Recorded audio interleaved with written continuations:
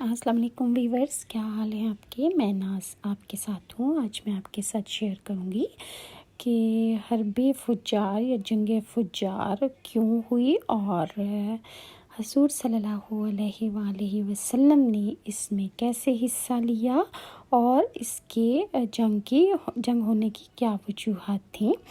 تو آپ کو میں یہ بتاتی چلوں کہ عربوں میں ایک شخص تھا کہ جس کا نام تھا بدر بن معاشر غفاری۔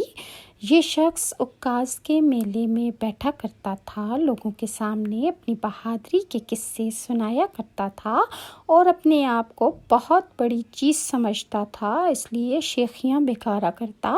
جب بھی وہ لوگوں میں بیٹھتا تو وہ اپنی بڑائیاں بیان کرتا تھا۔ ایک دن اس نے پیر پھیلا کر اور گردن اکڑا کر کہا، میں عربوں میں سے سب سے زیادہ عزت دار ہوں، اور اگر کوئی خیال کرتا ہے کہ وہ زیادہ عزت والا ہے تو تلوار کے زور پر یہ بات ثابت کر کے مجھے دکھائے۔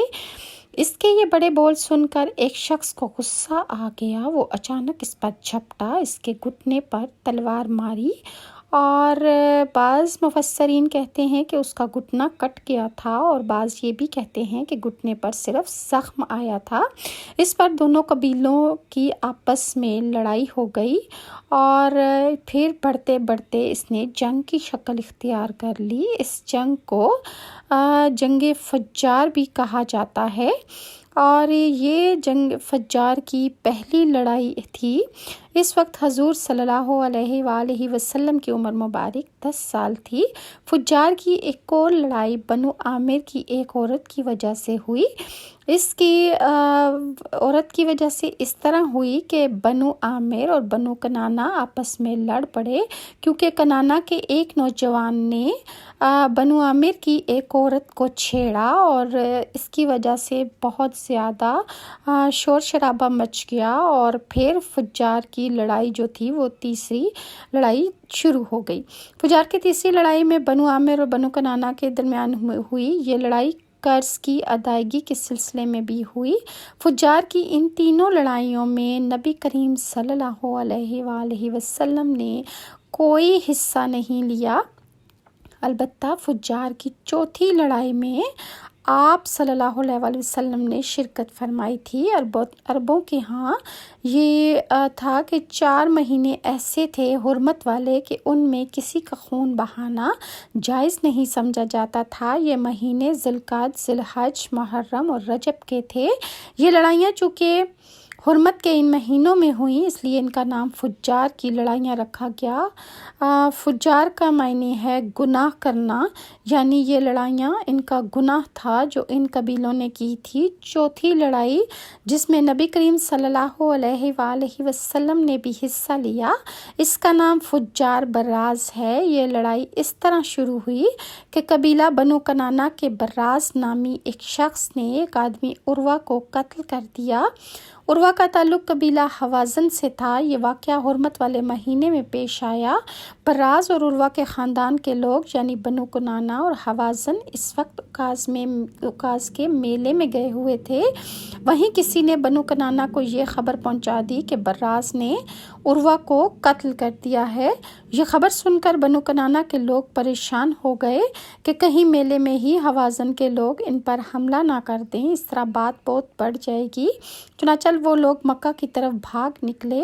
حوازن کو اس وقت تک خبر نہیں تھی کہ ان کا ایک آدمی قتل ہو چکا ہے۔ انہیں کچھ دن یا کچھ وقت گزرنے کے بعد جب یہ بات پتہ چلی، یہ بنو کنانہ پر چڑھ دوڑے، لیکن بنو کنانہ حرم میں پناہ لے چکے تھے کہ جو بندہ حرم میں چلا جاتا تھا اس کو قتل کرنا یا خون بہانا جائز نہیں تھا۔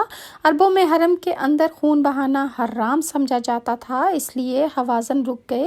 اس دن لڑائی نہ ہو سکی، لیکن دوسرے دن بنو کنانہ کے لوگ خود ہی مقابلے کے لیے باہر نکل آئے۔ ان کی مدد کرنے کے لیے قبیلہ قریش بھی تھے، میدان میں نکل آئے وہ بھی۔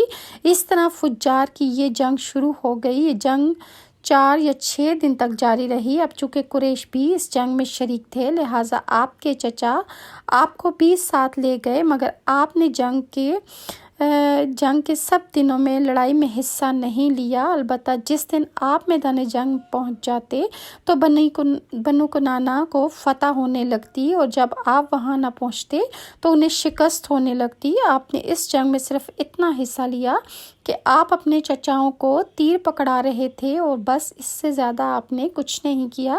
6 دن کی جنگ کے بعد بھی کوئی فیصلہ نہ ہو سکا، آخر دونوں گروہوں میں صلح ہو گئی، لیکن یہ کافی خون خرابے کے بعد ہوئی تھی۔